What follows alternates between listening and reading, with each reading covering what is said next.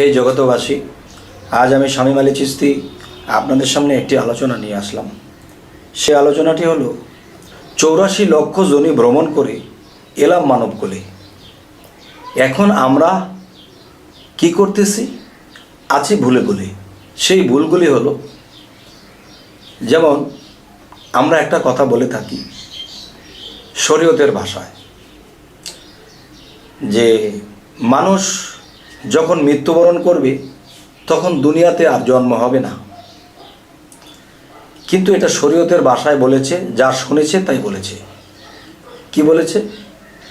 যে হাসরের দিন মানুষকে জীবিত করা হবে। হাসর শব্দের অর্থ কি? মরুভূমি, বালুচর। তাহলে এই বাংলাদেশে এখনও মরুভূমি আছে। আর আপনি আমি যেখানে বসে আছি এটাও একটা মরুভূমি ছিল, বাড়িঘর হয়ে গেছে বলে এখন এটাকে কি বলতেছি? এখানে বাড়িঘর বলতেছি, গ্রাম সমাজ হয়ে গেছে, কিন্তু এটাই মরুভূমি। আর এখানেই আপনার আমার জন্ম হয়েছে। যাই হোক, একদল লোক এই কথাগুলো বুঝতে চায় না। তবে আমি আরও একটু ক্লিয়ার করে বলবো। আল্লাহ কিন্তু বলেছে যে যে যা করবা ঠিক তাই পাবা।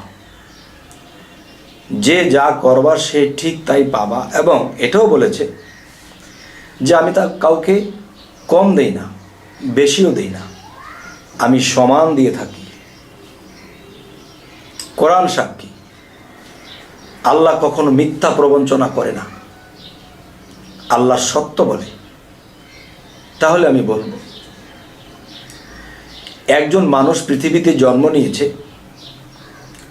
অন্ধ, পাও নেই, চোখ নেই, কান নেই, হাত নেই। তাহলে মানুষ তো আল্লাহরই সৃষ্টি। তাহলে একদল হাত পা চোখ নাক কান সমস্ত কিছু আছে, ব্যবসা করে চাকরি করে খাইতেছে। আরেক দল লোক অন্ধ বলে ভিক্ষা করে খাইতেছে। তাহলে আল্লাহ এখানে সমান দেখলো কই? আল্লাহ তো সমান বিচারক, কাউকে কমও দেন না, বেশিও দেন না। একজনকে সম্পূর্ণ শরীর দিল, কাউকে অঙ্গ প্রত্যঙ্গ ছাড়া পৃথিবীতে জন্ম হলো।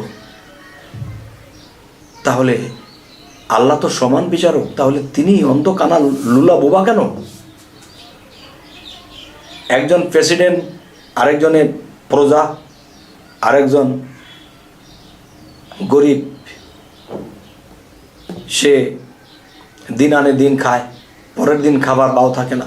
তো এখন বিষয় হলো, আল্লাহ তো সমান বিচারক, আল্লাহ অবিচার করেন না। তাহলে এখানে সমান কোথায়? এই জন্য বলি, কিছু কিছু শরীয়তের লোক বলে থাকে যে মানুষ মৃত্যু হলে দুনিয়াতে আর জন্মাবে না।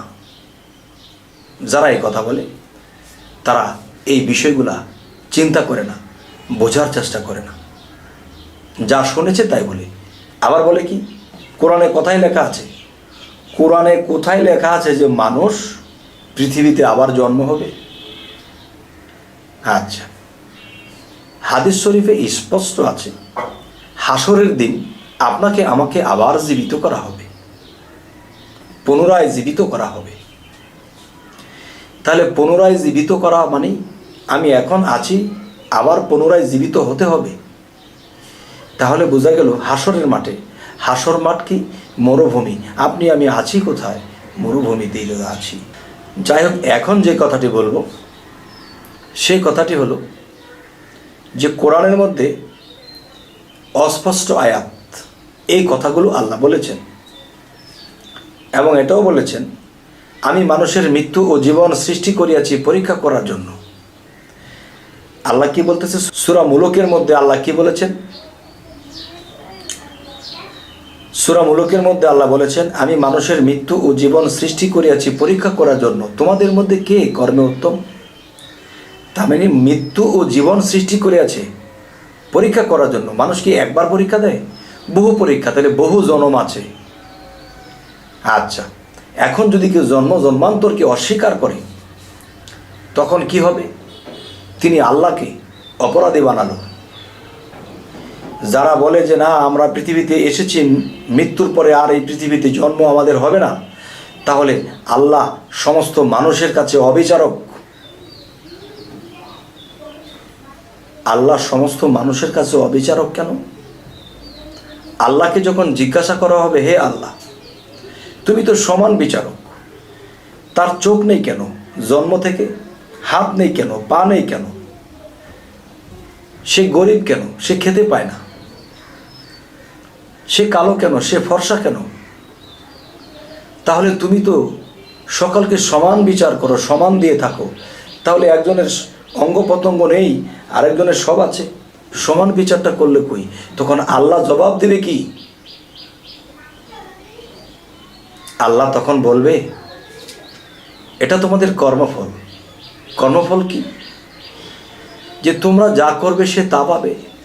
যেমন তুমি বিগত জন্মে কারো হাত কেটে দিয়েছিল, সে তোমাকে অভিশাপ দিয়েছিল যে হে আল্লাহ, এই হাত কেটে দিলে এই হাত ছাড়া চলার যে কি কষ্ট তাকে বুঝতে দিও।